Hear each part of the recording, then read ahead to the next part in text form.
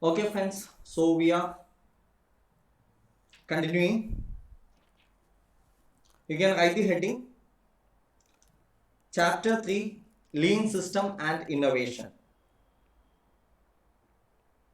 Chapter 3 Lean System and Innovation. Okay, again, one important topic from your exam perspective. Okay, right. So we will start with the basics. Okay, now first subtopic you can write concept of lean system. Okay, what do you mean by lean system? We are going to see this. Now, for this, we have to see what is the major objective of any entity, any business entity. The objective of any entity is to maximize profits. This is something which we are seeing for the last in all the topics. Okay, the objective of any business is to maximize the profits, and we are dealing only with the methods in how the entity can maximize the profits. Okay, now for maximizing the profits, there are various methods, and two prominent methods among them are: one is cost control. Control the cost. Okay, then second method is ensure highest quality for the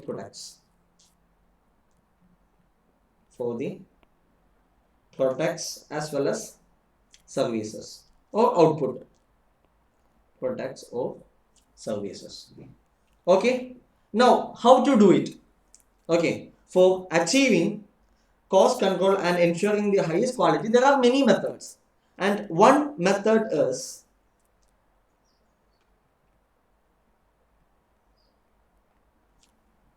what is the one method? Eliminate waste from the entire production process. Eliminate waste from the entire production process. If you are able to eliminate the waste, the advantage is twofold. One is it will help you to reduce the cost. Then second is it will help you to ensure higher standards of quality. Okay, so elimination of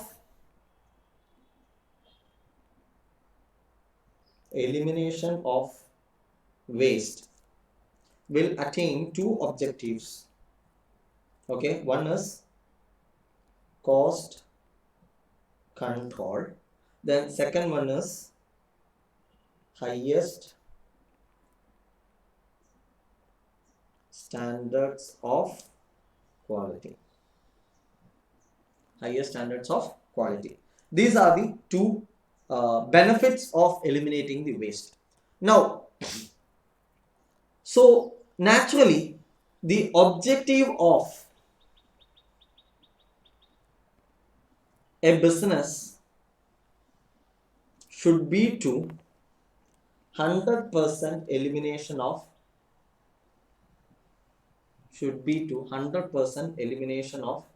waste. Okay, but 100% elimination, this could be a hypothetical situation, because it is very difficult for you to eliminate 100% of waste from a manufacturing process. Okay, why it is very difficult? Because you will understand when we see the meaning of a waste. Okay, it is virtually impossible, or it will happen only in a hypothetical situation where there is 100% elimination of the waste. Therefore, the practical objective should be what? Eliminate waste to the maximum extent possible. Maximum extent possible. That should be the objective. Is it clear? So you can write the objective of every entity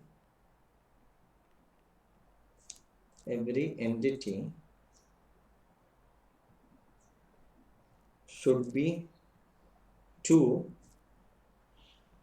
eliminate what? Eliminate waste, okay, to the maximum extent possible. Is it clear? So now the question comes, what is the meaning of waste? Meaning of waste. Is it the dictionary meaning? No, it is not the dictionary meaning of the waste which we are dealing here. Okay, meaning of waste. Meaning is what?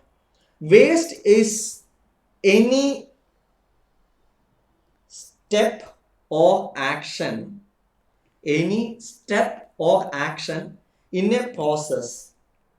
When you say in a process, here we are referring to what? We are referring to the manufacturing process or the process of delivery of the services. Okay, so it is any step or action in a process, okay, which is not required to complete the process.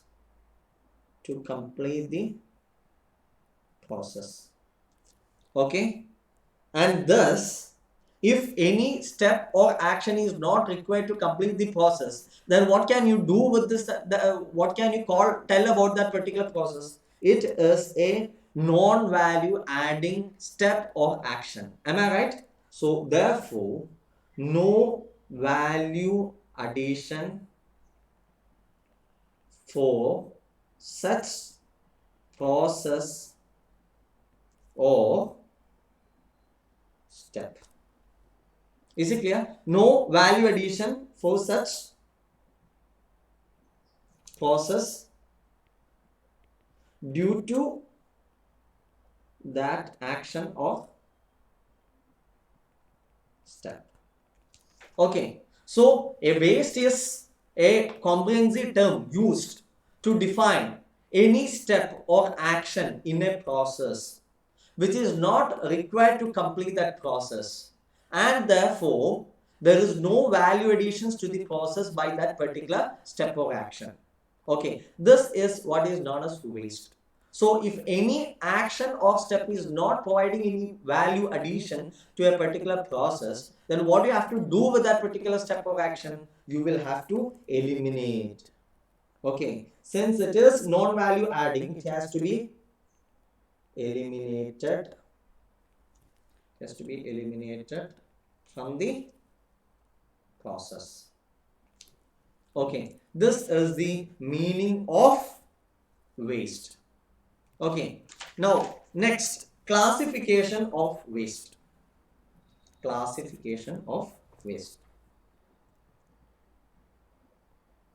So we have seen that the basic objective of any entity is to eliminate waste entirely, and we saw what is the meaning of the term waste. Now we are going to see what are the types of waste. Okay, classification of waste or types of waste. Again, an important topic. Okay, now a waste could be a motion.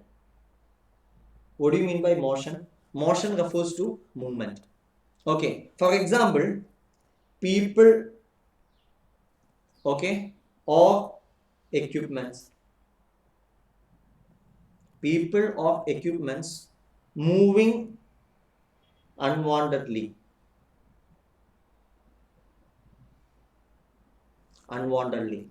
or I would say people or equipments moving more than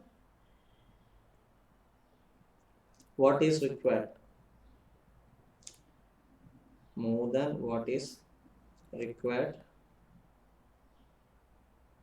to perform the process. Okay, that is what is known as a waste of motion. Okay, motion is movement of people or movement of equipments. People moving around without any value addition, that is a waste. Equipments being moved around without any value addition, that is a waste. So avoid movement of people as well as equipments without any value addition. Okay, that will help you in waste reduction. Okay, so that is one category. Next category will be what? Transportation.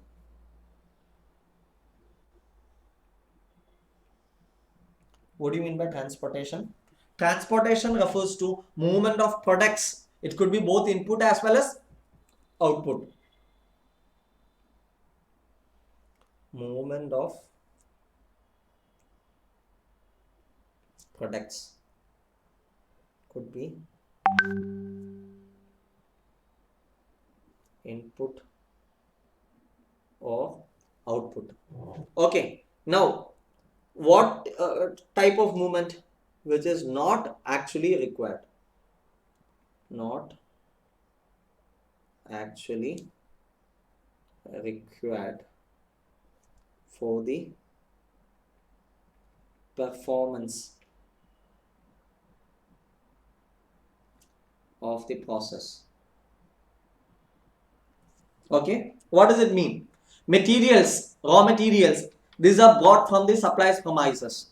It is once loaded to the factory premise. From there, it has to be taken to other premise for inspection. From there, then again, it has to be transported to the production floor. Then from there, it has to be taken to some other places.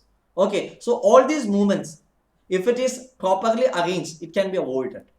Okay, so such movements of materials, whether it could be input or output, movement of materials which is not actually required for performing the product, the process, that is a waste. Okay, so transportation could be a waste. Next, over processing. Over processing. What do you mean by over processing? Over processing refers to non-value added activities.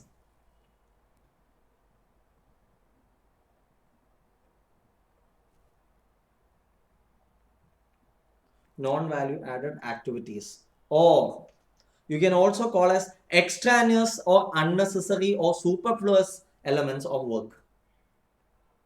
Extraneous or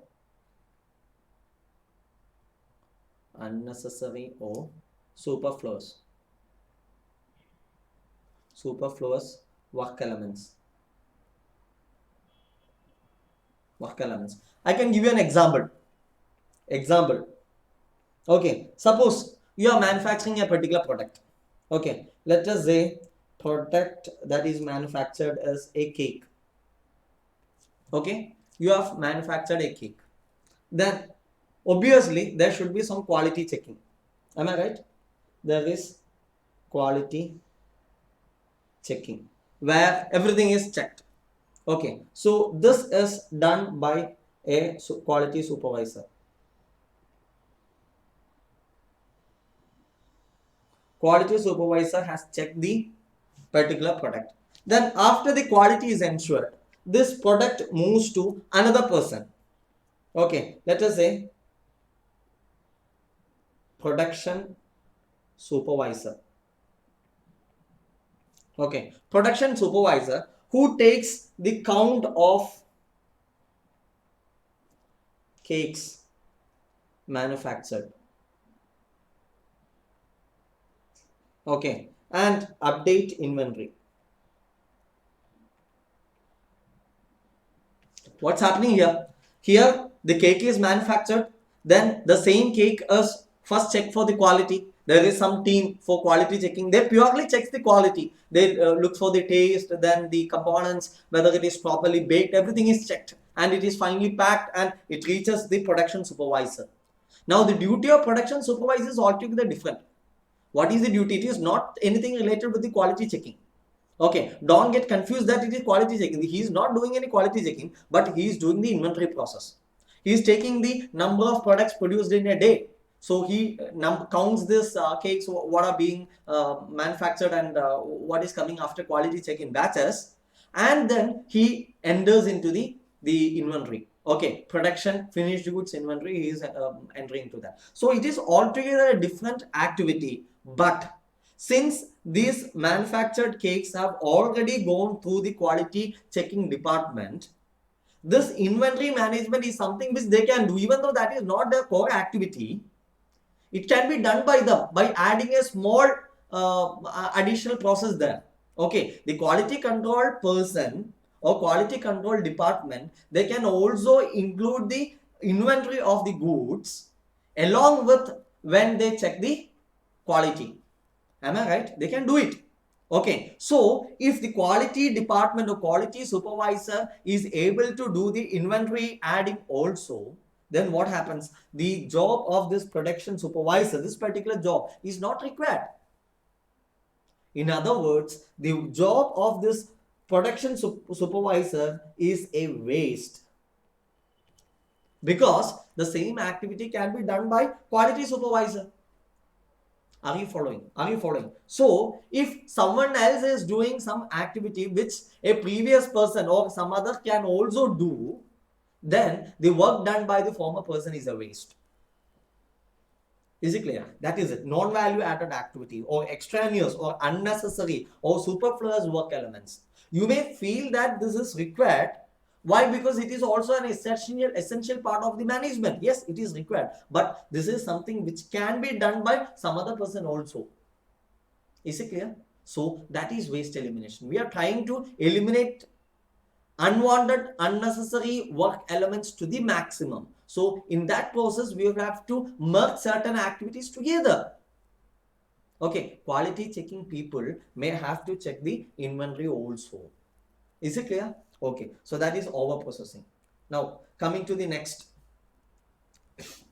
what is it? Defects or reworks. Defects or reworks. Okay, it could be any, it could happen to any product or process or activity once we have performed and this product or process or activity has not got right. It has not got right, due to which the entity should redo such product or process or activity. Okay, this is what is known as defects or rework. Okay, due to some error or due to some problem, certain defects occurred, due to which certain process or certain activity or certain product which you have already done or manufactured had to be done again. You had to redo it. That is a waste. Okay, next, waiting. What do you mean by waiting? Waiting means the products waiting at the next production step.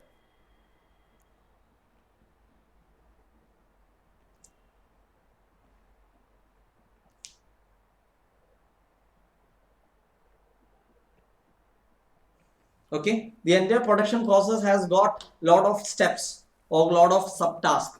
Okay, one particular the output which comes from one particular subtask has to wait before it enters to the next subtask. So there is a waiting time, which is a waste. Okay, so there is waiting. Then inventory. Yes, Inventory. Inventory is a waste. Is every inventory is waste? No. What is waste then? Having more inventory than what is normally required. Than what is normally required. This is a waste. If you are holding more inventory, then it is a waste. See what is the scope of the term waste. Waste is a very comprehensive term. Okay, next. Overproduction. Wow. Overproduction. Okay, what do you mean by overproduction? Producing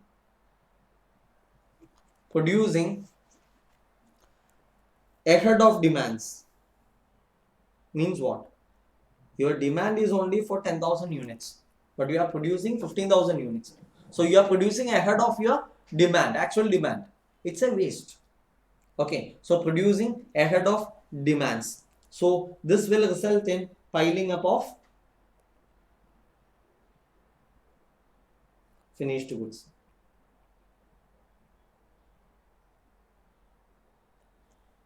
Okay, so these are the major types of waste. Starts with defects, starts with motion, then transportation, then you had overprocessing, then defects or reworks, then waiting, then inventory, overproduction.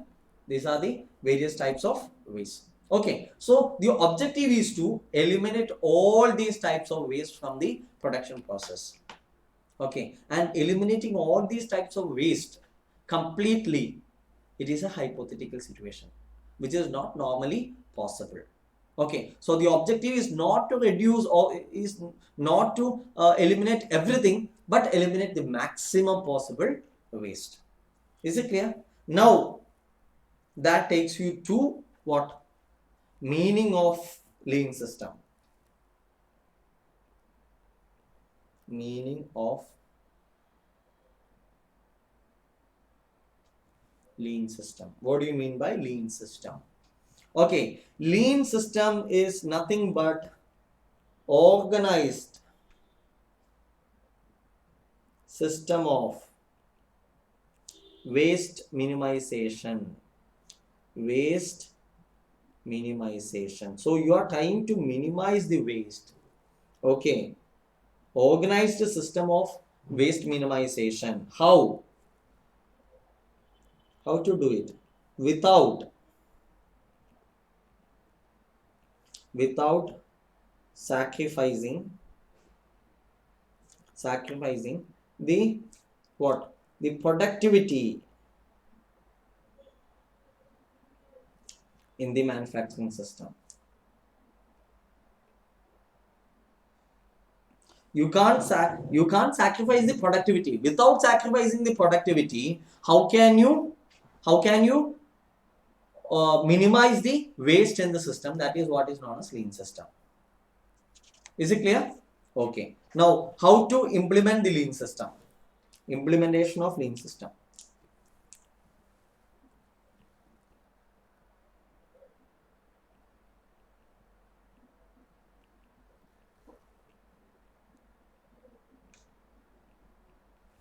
Okay. See, lean system is basically a concept. It is a concept. It is not a method. It is not a method to achieve something. Okay. By saying lean system, you are looking for reducing or minimizing your waste. Now, how to do it? Can you do it by implementing lean system? No. Lean system is only a concept. Okay. Concept which says you need to minimize your entire waste. But how to achieve it? For that you require specific methods or specific strategies. Okay. That is implementation of lean system. Okay, so here we are looking for implementation or strategies.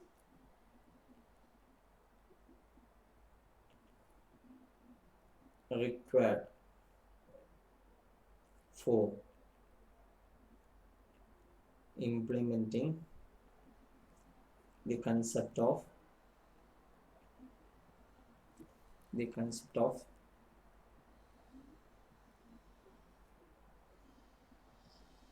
lean system. Okay, you have many strategies. We will see few of those strategies. First is just in time, otherwise known as JIT. Then next is Six Sigma. Six Sigma, a topic which you have already learned in your strategic management. Then next is Kaizen Costing.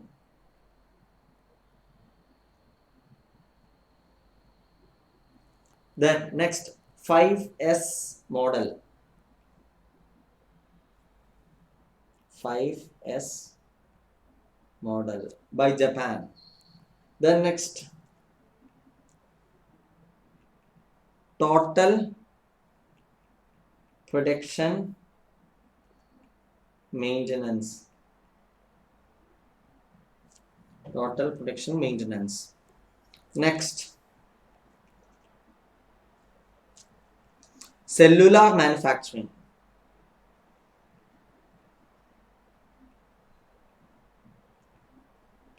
Cellular manufacturing. Just in time, Six Sigma, Kaizen Costing, 5S model, then total productive maintenance, then cellular management or cellular manufacturing.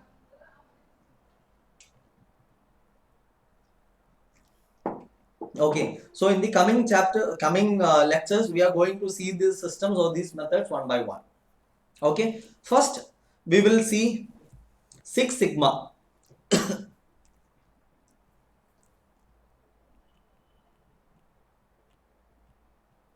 Six Sigma, try the heading. Okay, what do you mean by Six Sigma? You have already learned Sigma somewhere, right? Okay, if you have learned these statistics, you might have heard about Sigma. Sigma denoted like this. Okay, what does the Sigma denotes? Sigma denotes deviation from standard. Deviation from standard. Okay, that is why this symbol was used to denote what? Standard deviation. Standard deviation. Okay, and sigma square, if you clearly remember, sigma square used to represent what? Variance. Okay, so sigma is a factor which denotes deviations of anything from the standard. Okay, or standard deviation. Clear? Okay. Now next. So what is the relevance of this sigma in the case of waste production or lean system? Okay. Sigma in lean system or waste reduction. Okay, so please write. It is a statistical term. It is a statistical term used to denote or measure. Instead of denote, you can write it as measure. Used to measure what? Deviations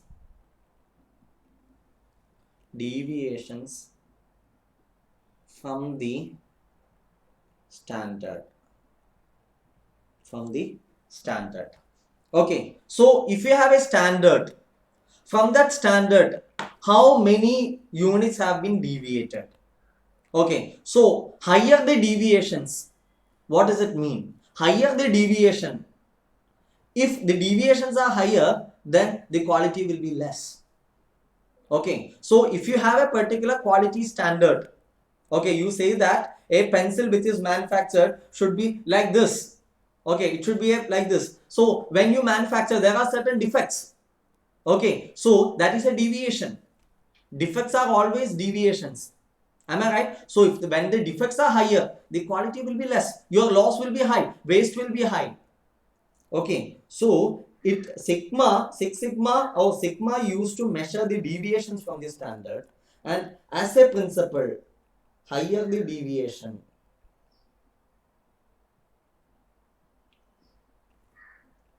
higher the waste, and lower the quality. Okay, right. Now, what is its significance? Okay, now significance of Six Sigma.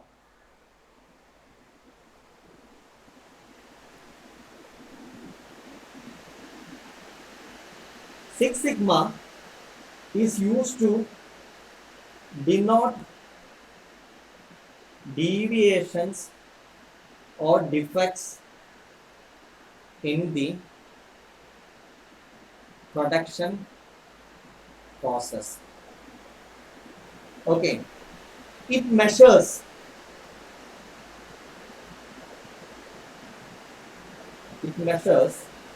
the number of, very important, number of defectives produced, number of defectives produced per million units produced. Okay, please write this. It measures the number of defects produced per million units produced. Okay, or it is shortly known as DPM, or defectives per million. Okay, what does it mean? Suppose an entity produce a million units. A million means how much? 10 lakhs. Produce a million, sorry,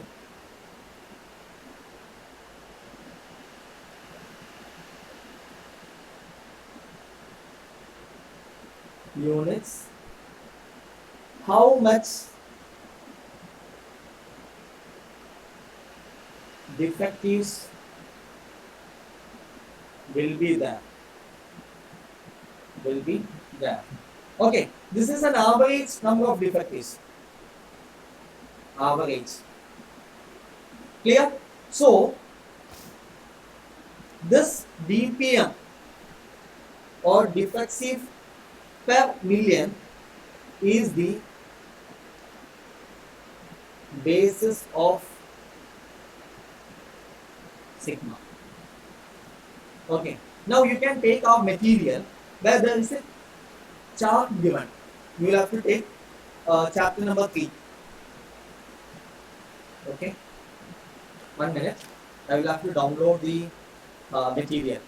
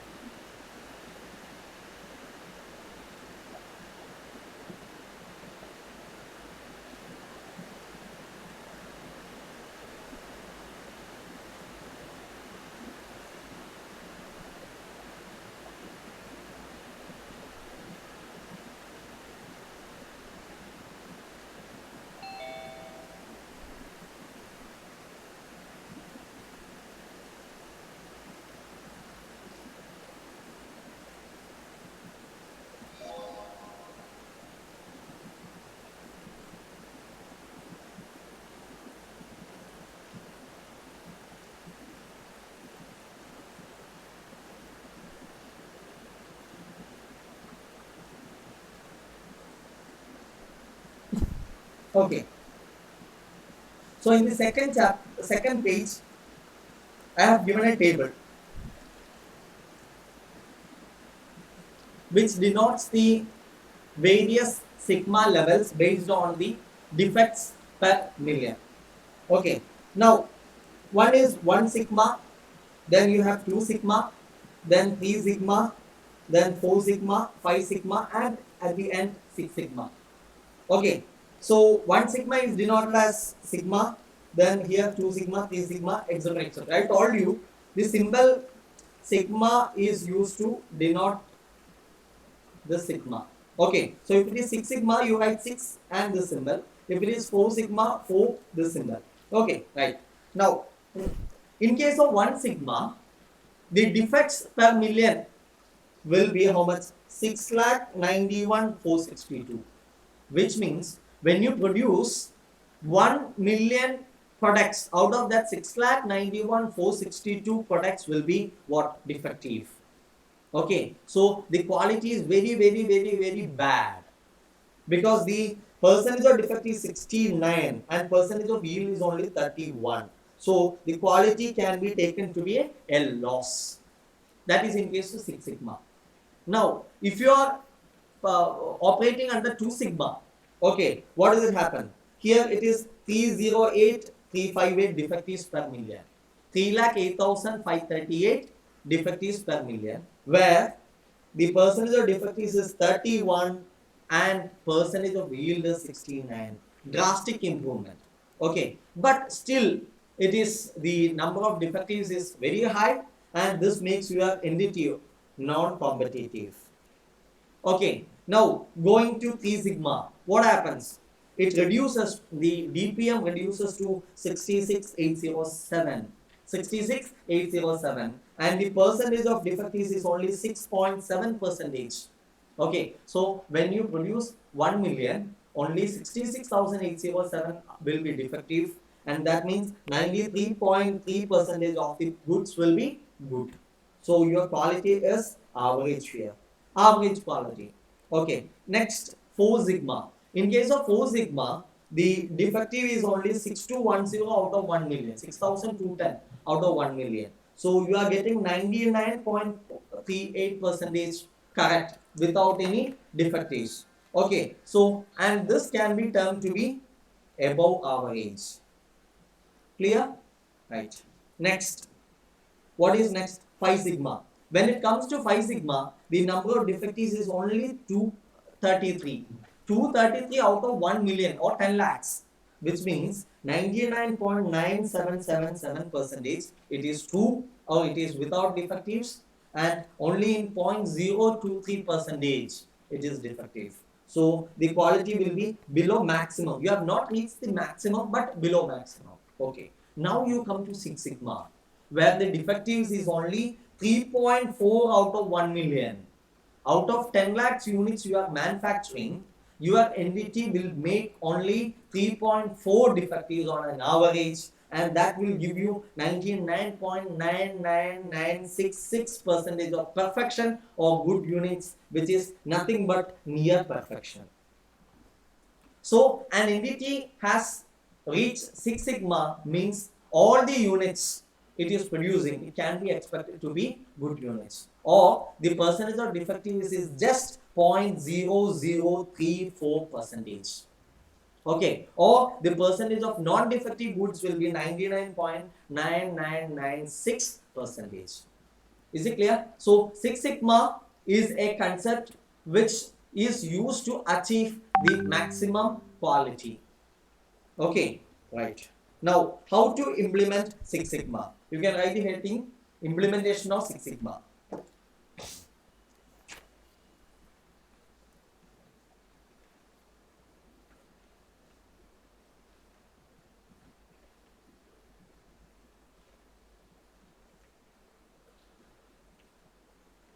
Okay, we have to see the basic procedure. What are the basic procedures for implementing 6 sigma? Basically, you have two methods. method 1, then method 2. In method 1, what you are doing is you are bringing required improvements in the existing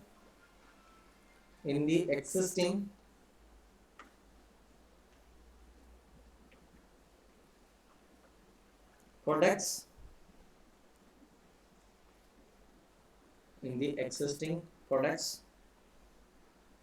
processes, or services. Okay, so if you want to implement Six Sigma, one option would be you bring improvements to the existing products or existing services or existing processes. That is one method. Second method, what is next? Second method, you design new products, processes, or services. Okay, so design new. This is making improvement to the existing. Here it is, you are designing new. Okay, so next is method 1. How to bring improvements to the existing processes or products. Okay, you can write DMAIC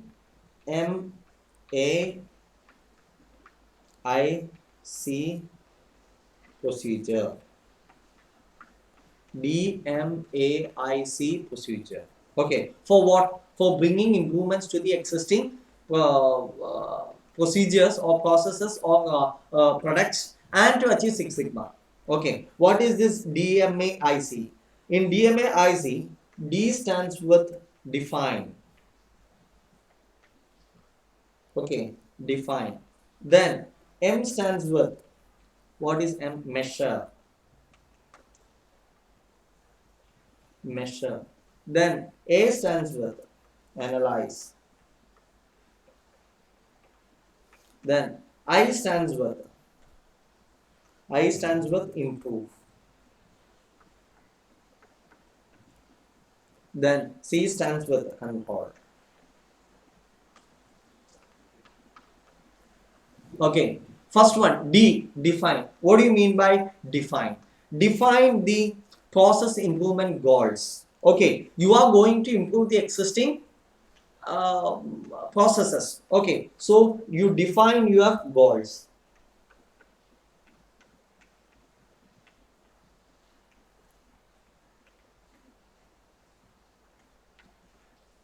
By improving existing processes, what do you want to achieve? That is your goals. Okay, and these goals have to be consistent with overall strategy of the management. Overall strategy of the management of the firm. Strategy of the firm or management of the firm. Okay, and also it should be meeting the customer demands.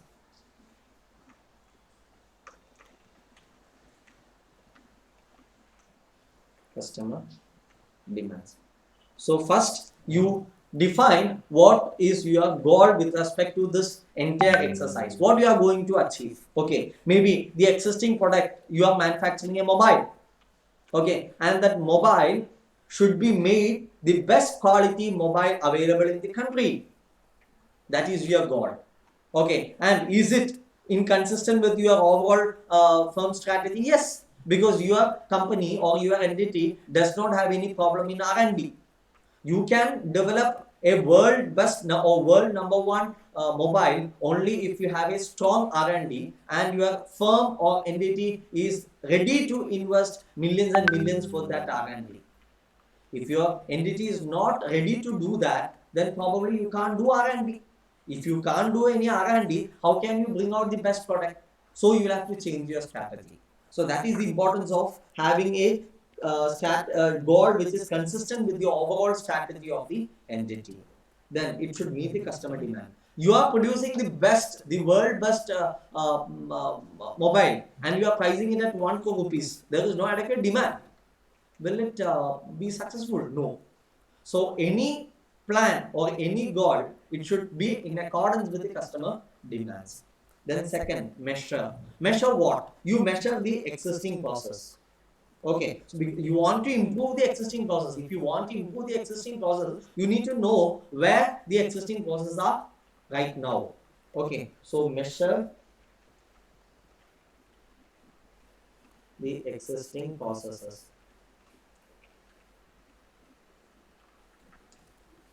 Okay, and this will help you to analyze or understand current performance. If you understand the current performance, then you can do a comparison in future. Before Sigma and after Six Sigma. Okay, before versus after Six Sigma. Is it clear? So you should measure the existing process and record it. Then what do you have to do? You have to collect necessary data or information regarding what? Regarding the current or existing process. Now what do you have to do? You need to do the analysis. What are you going to analysis? What are you going to do? Going to analyze?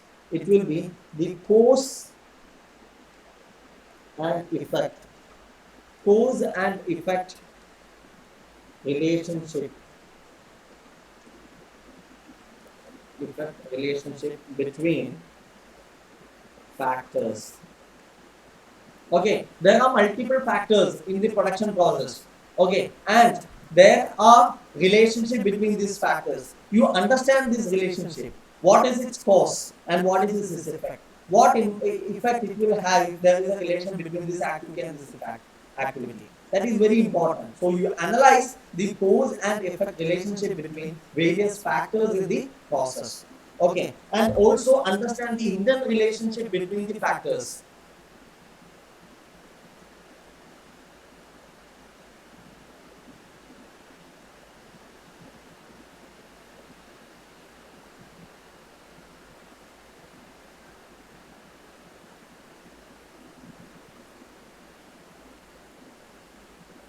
Between the factors. Then next, what do you have to do? After identifying or analyzing the internal relationship, you need to do a comprehensive analysis.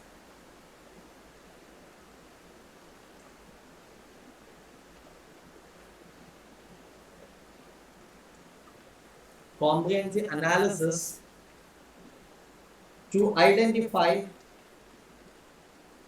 hidden factors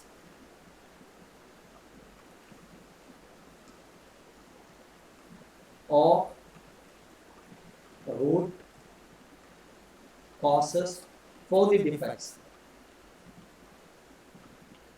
What is our ultimate aim? Ultimate aim is to remove the defects. Am I right? Okay. And to achieve Six Sigma. So in order to remove the defects, you need to understand why the defects are occurring. Okay, that is why what we are doing in this analysis. You are trying to find out the relationship between various processes. Any defect would be originating because there are certain problems or issues with the existing process. So you need to understand the existing process and you need to learn what is the relationship between the existing process.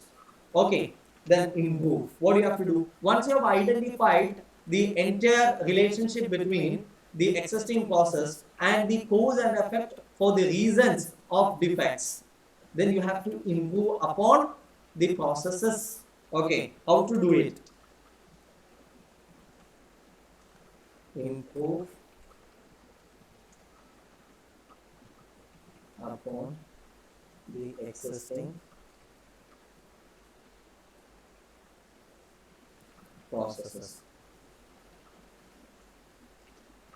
Okay, how you can improve? By making a detailed plan. detailed plan to improve the process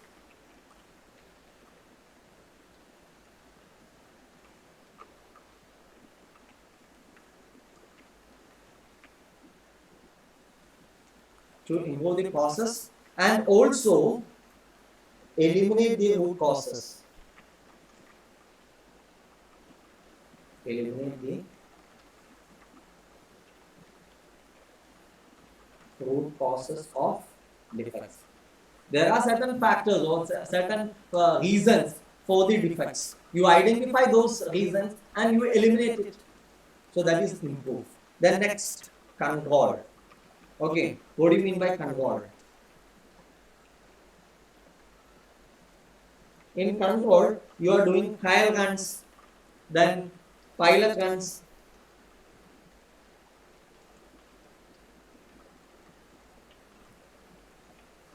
You are establishing certain new system or you are improving the existing system. So before you actually implement it, you have to do trial run, you have to do pilot run, and ensure that the revised or improved processes are sufficient or capable of meeting your requirements. Okay, now this will help you to establish or confirm what? The process capability.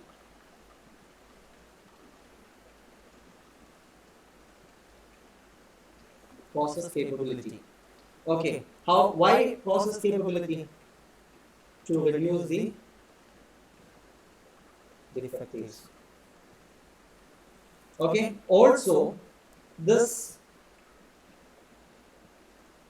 measurement of the processes should be a continuous process.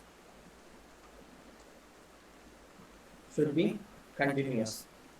Okay, so a continuous monitoring is the first one.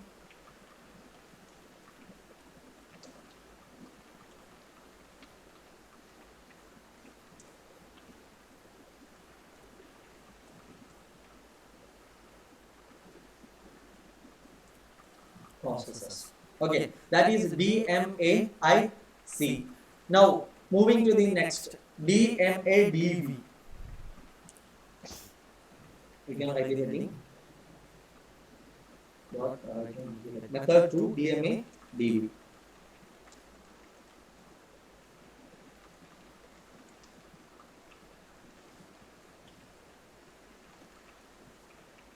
DMADV. Now, DMADV procedure is used for what? Designing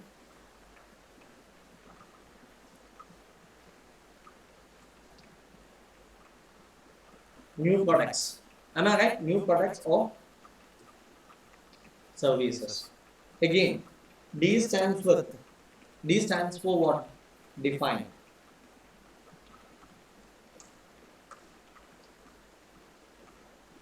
What are you defining here? Again, the same as DMAIC. Define the goals. But there it was existing goals. But here it is a new design. So define the goals of design. Okay? And of course, this has to be in accordance with or in conformance with the overall strategy.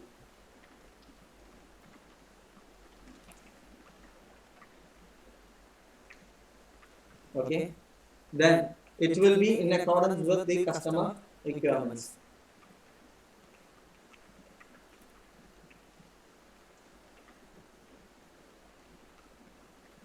Customer requirements. Next, M4 measure. Okay, what do you have to do? You have to identify the factors which are critical to quality.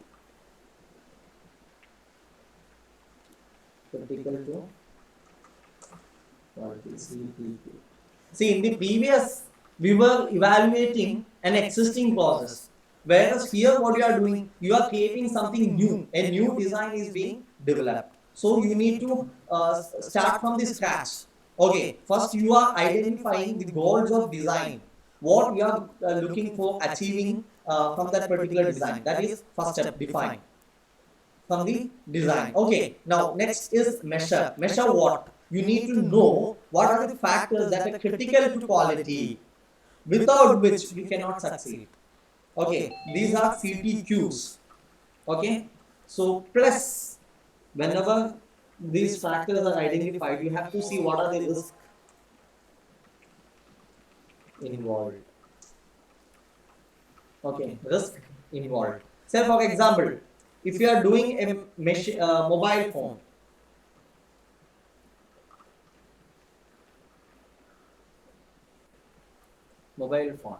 Now, if you want to have a successful mobile phone, then you should focus on the screen. You need to focus on the camera.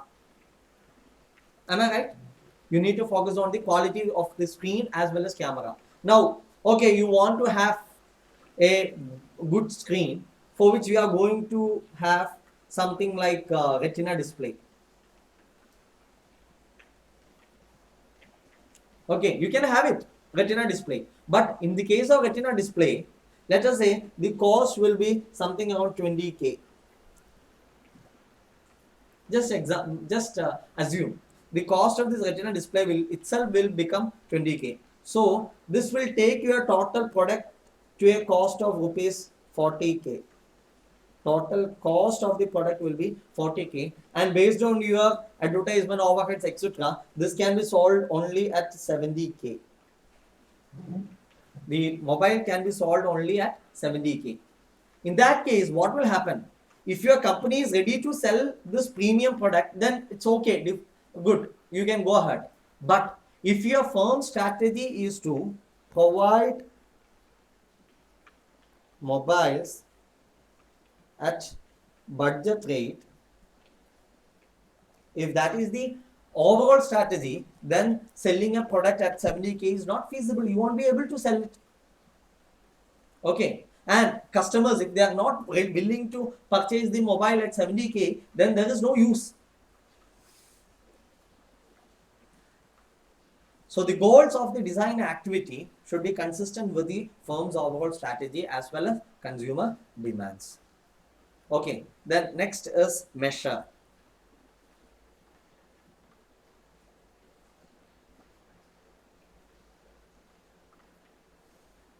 Sorry, measure is over. Next is analyze.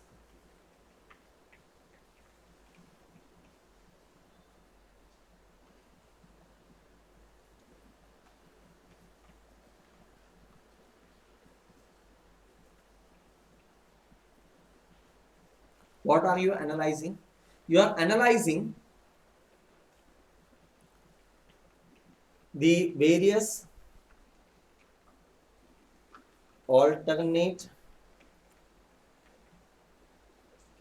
designs developed. Okay, designs developed. So the entity has already developed various designs or alternate designs. You are analyzing those designs developed and see whether they meet the customer demands.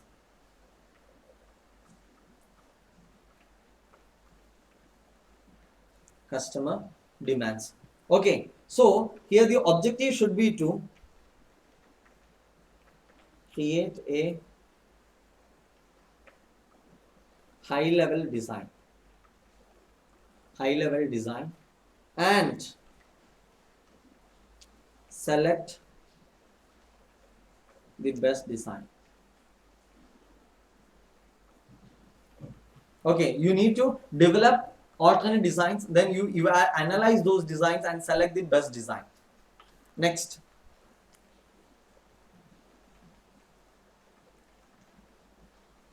is design. Develop the details of design. The initial design may be only a protocol or a structure, Now you need to develop the design, develop the details of the design, then optimize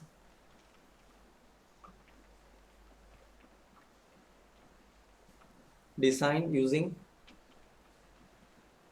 various techniques.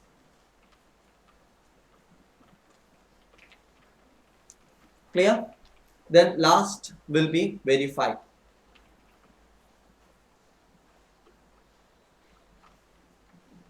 So you have designed, developed the design, everything is detailed design is ready. Then what you have to do? You have to verify this design whether it is meeting your objective. So verify the design using pilot runs or testing or simulations. And what you have to do? Hand over the design to the process owners. So if you are developing the design for some outside entity, you hand it over to them. Or if you are designing this for an internal requirement, you give it to the internal department. Okay. So these are the steps. First is define the goals of design. Then you measure those factors which will become the critical to the quality and also assess the risk involved. Then you analyze the alternative designs and select the best design. Then what you have to do? You have to design, develop the details of design and optimize it using various techniques. Then verify whether the design is meeting the customer requirements and quality expectations through various simulations or pilot runs. Okay, after that you give the hand over the design after verifications to the process owners. Okay, so that is DMADV. Is it clear? Okay, so we have completed these two. Then there is a small topic, similarities between DMA and DV. Similarities.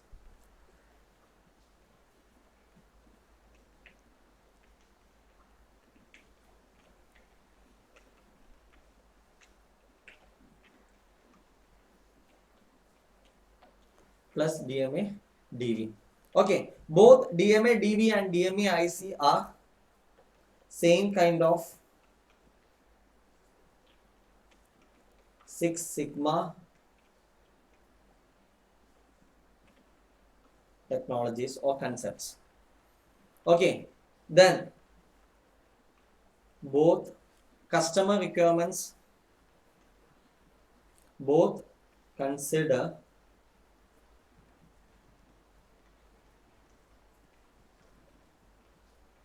customer requirement as the basic objective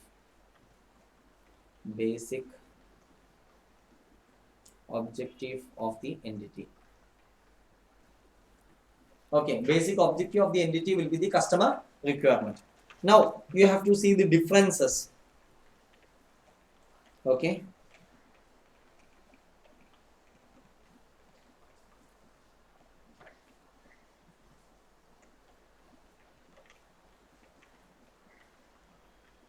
DMA DV versus DMA IC.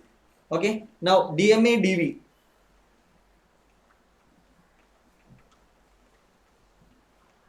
We'll write here. Okay, first is DMA IC, the next is DMA DV. Okay, first difference will be this: review the existing process or product or service, whereas here you focus on development of new product, process post service. Now here it's a reactive approach. What do you mean by reactive approach? In case of reactive approach, you have identified certain problems, and in reactions to those problems, you are improving the existing procedure. Because DMAIC, what you are doing is you are trying to revise, or you are trying to improve upon the existing process, then procedures, etc. Right? Okay, so that will be done only in if you have faced certain problems and you want to react to such problems. So it is a reactive approach, whereas DMADV is a proactive approach. What is proactive approach? Proactive approach means you are looking for the future. You are preparing for the future. You have not come across any problems, but you know these problems are likely to come. So to prevent that, you have taken steps right now itself. So that is proactive approach. Next.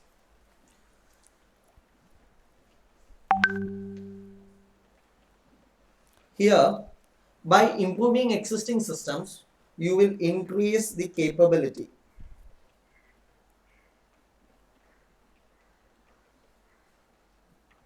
Because you have some system now, you are replacing that system and you are reintroducing certain other systems, so your capability is increasing. But when you introduce new designs, what is increasing is your capacity. Increase the capacity. Okay, then here benefits can be quantified by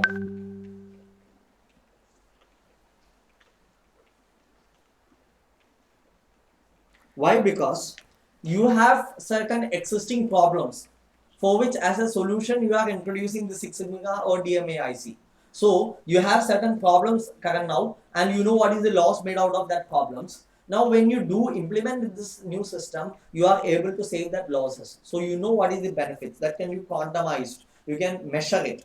Whereas in the case of DMADV, you don't know how much cost savings you are going to have with the new design. So here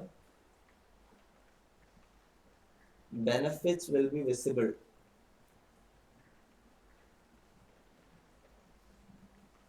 only in the long term,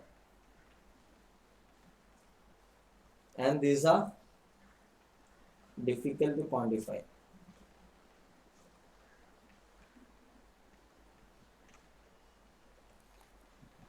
Is it clear?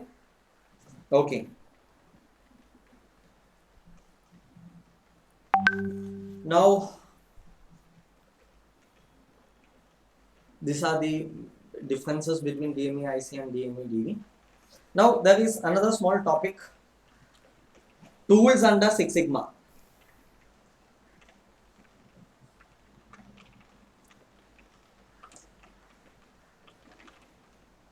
What are the tools? Why this tool is used? Tools required to measure the defectives.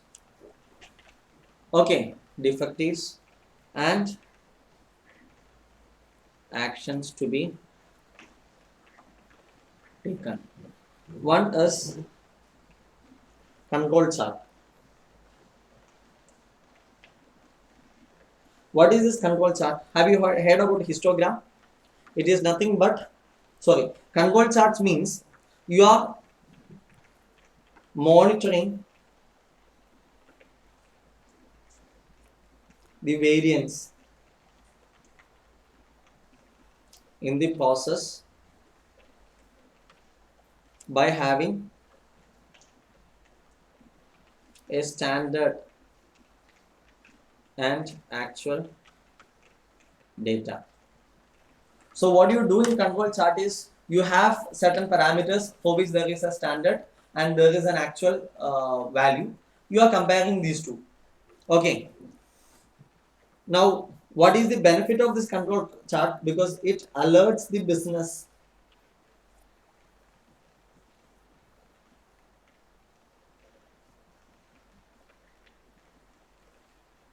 alert the business about some unexpected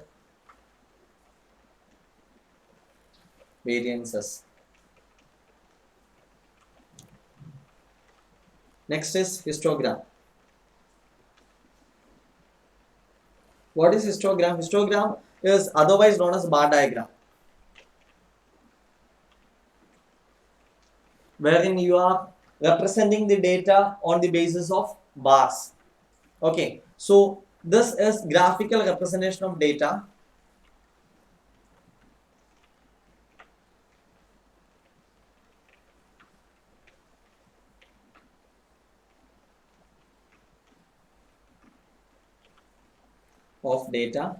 using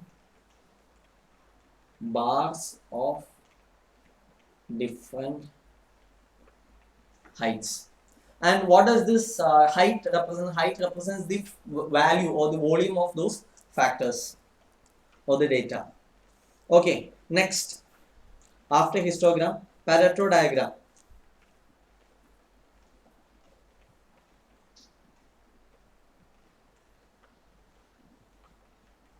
Pareto diagram. Pareto diagram is nothing but concept of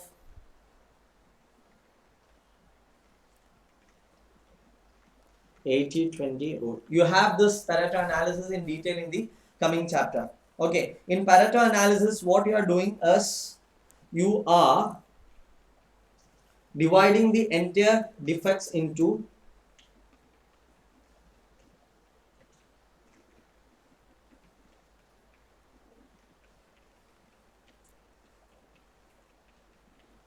(80% and 20%).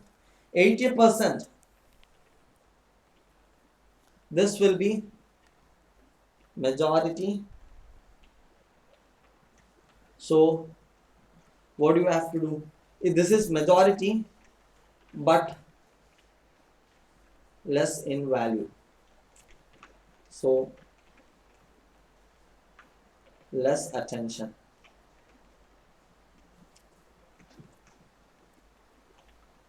Okay, because even though it forms the majority, the total cumulative value is less, so you need to give only less attention. Next is 20%. Though it is minority, it is high in value, therefore you require more focus and attention. That is Pareto analysis. Next is process mapping.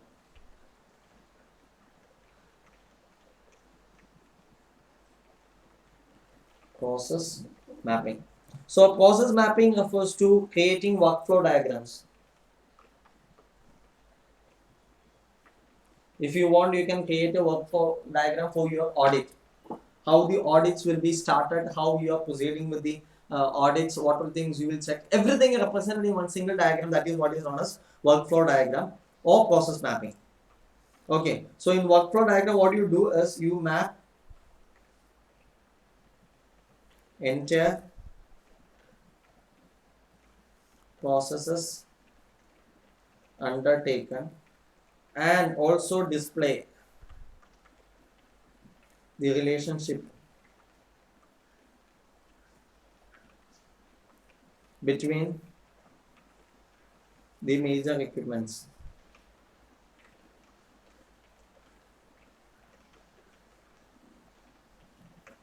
Okay, next or last is root cause analysis.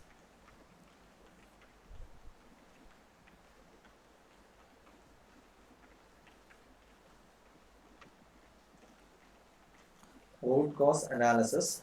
So what do you mean by root cause? Meaning of root cause. Root cause is nothing but it is a factor. It is a factor that causes a non-conformance. That causes a non-conformance. Non-conformance means what? It is nothing but deviation.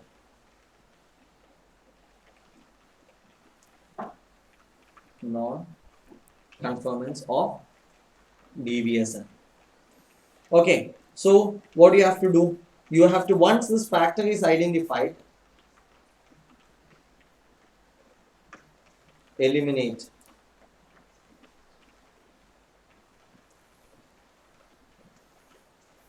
It should be eliminate through process improvement. Okay, this is root cause. So you have certain other methods also. You have statistical process control.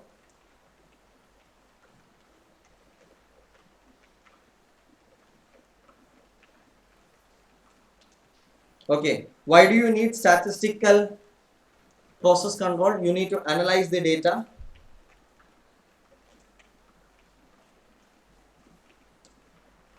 Analyze the data, then study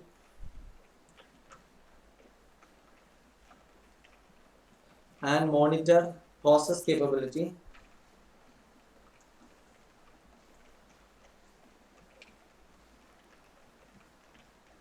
Study and monitor process capability plus performance. Okay, next is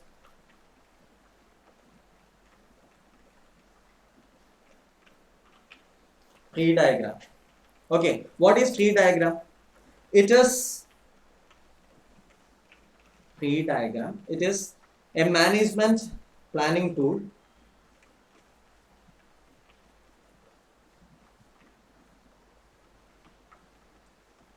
Management planning tool which depicts the hierarchy of task and subtasks to be done. Shows the hierarchy of task and subtask done. That means the order in which the task and subtask has to be done, that is depicted in the tree diagram. Okay, then last one, cause and effect diagram. Okay, cause and effect diagram.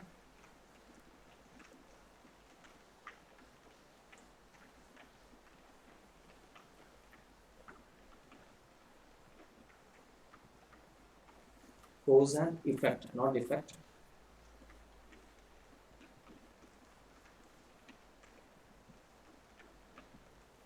Cause and effect diagram.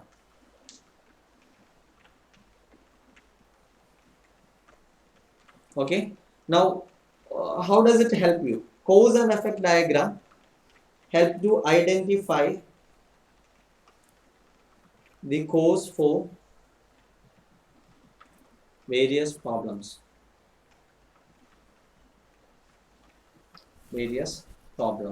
So it will help you to analyze